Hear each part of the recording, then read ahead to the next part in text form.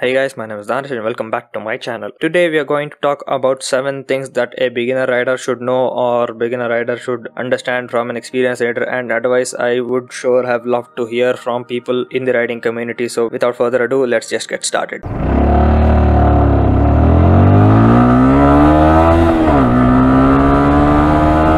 So the first biggest point I always give to beginning riders, and I wish I had received, was to just take your bike out to an empty parking lot and practice. So practicing points here is to stop the vehicle without planting both your feet on the ground. So this is to have your right foot on the brake pedal, the rear brake pedal, and to plant your left foot down and stop and slow down the vehicle. And this is a two-tier thing, because when you are slowing down you don't need to put both your feet on the ground, because then all the braking power that you're putting on slowing down will be the front brakes, which is not a healthy way to brake on your bike. You have to use both your front and rear brakes so that you don't either skid or lock up the front wheel. So this is one of the bigger things that you need to take care of, is planting your feet on the ground properly and not both at a time when you're slowing down. The second point that you need to do is trying to make small circumference U-turns or turns without planting your foot on the ground. So this is more about balancing your bike and counter steering and just leaning in and just giving enough power so that the bike doesn't fall over. So this is a very useful thing in the city, because if you don't have to put your foot down, you can take the corner a lot more confidently, and also just have a tighter circle of radius and not needing a big part of a road to make a U-turn or make a 3-point turn in that case. So that is always a good thing to have and learn about your own bike. Talking about learning your own bike, during the run-in period, if you have bought a new bike right after you have received your license, is to take your time in understanding the vehicle. So this is where you learn all the small nuances of how much the front shock compresses when you brake hard, how much the rear shock compresses when you put the rear brake hard, how much of a braking force can you apply on your tires before they start to lock up, what is the clutch actuation level, how much throttle can you chop before having instability. All of these small factors all tie up to make you understand your vehicle more deeply, and once you start learning these things and start observing these things, after a while they just become ingrained into your riding style and you don't have to concentrate on them anymore. So this is particularly important when you're starting out, because before this you would have learned on many different vehicles of many people. So when it is your bike and you can learn the things about your bike, it will make you a lot more well-rounded rider. The next big point that I would like to give to beginner riders, and I still say this to anybody who is already riding for a while as well, is to get started with riding gear. So the earlier you start off with riding gear, the better it is, because that becomes a psychological imprint that you put on your own brain and which compels you to wear riding gear each and every time you go out. So I started this very early on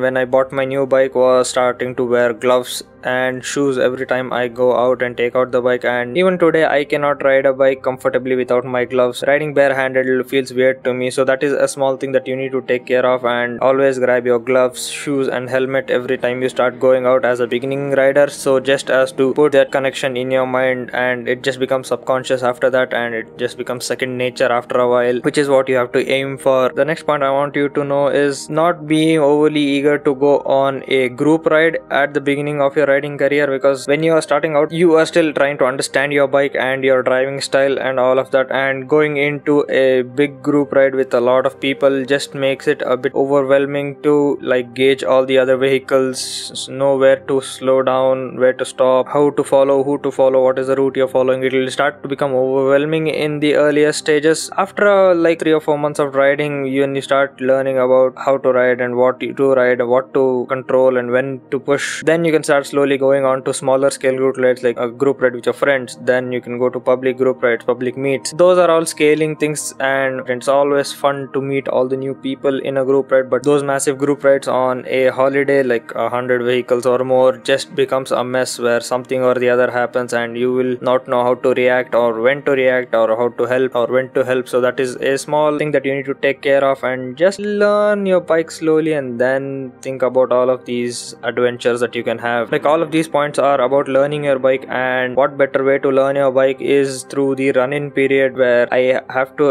implore you to follow the running period to a good level of discipline, because that run-in period is really important for the bike to slowly work in all through all the parts. You will be tempted to push in the early on days when in the running period and want to see the limits of your bike, and I would just say to hold off. Use this learning period with the run-in time to learn about the bike, learn about yourself, and also just let the bike breathe, go through the gears and just have fun. And I really had a tough time going through the run-in period, because whenever I was in a signal with an Activa or a scooty right beside me, when the signal goes green, they would go flying in front of me, and I had to go trundling along at below 5000 rpm and not going too fast or accelerating too hard. And sometimes I have even had Lunas overtake me, which is just really funny to see that happen and a bit heartbreaking. But I know that after I finish the run period, I can smoke all of these guys, so that's just the patience that you need to maintain and have while doing this run-in period. And the final point is for all the hooligans around there to not try to attempt to wheelie or do stoppy or stunts with a new bike when you're still learning, because even a small step to the other side of the grip of the tires that can provide will be dangerous and reckless also. And this is not just endangering you as well, but endangering other riders as well, because on the road there will be a lot of other riders, and this is just a risky thing to do. If you want to do stunts, do it in an empty parking lot in a controlled situation where even you don't endanger yourself with all the riding gear, and provide enough safety equipment to your bike as well, like crash bars and all of that, to practice all of these stunts. And if you want to become a pro stunt driver, just do that in a controlled environment and learn from experts and go to shows and participate in shows and do that kind of stuff, but just keep it off the road, please. I do not like people who stunt on the public roads, and this is just reckless and disgusting to me. That's my honest opinion, but you might say otherwise. But yeah, that is something that I do not like. The final point I want to finish off by saying is, do not modify your bike for at least a year or so, because by that time you will understand what the bike can do, cannot do, what modifications are suitable for the bike and what modifications are within your budget. Like functional modifications are always welcomed, like upgrading your headlights to a better wattage or more throw bulb, or upgrading your indicators from halogens to LEDs, changing the color of your bike using wraps. That is all normal. Adding a cigarette lighter socket to your battery line just so you can use other accessories like an air pump or something like that. Those are all stuff that are common and always good to have, and not mess up with the original stuff that the bike comes with. And the other performance stuff that are commonly used, like a slip-on just to make the bike sound loud and not the capacity it is just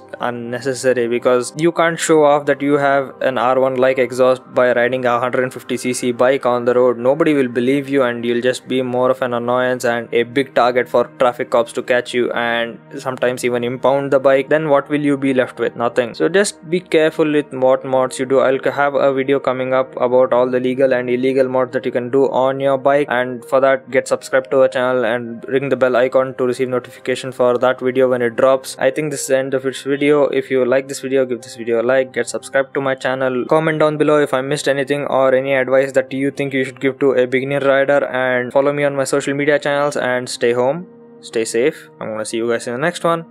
Peace.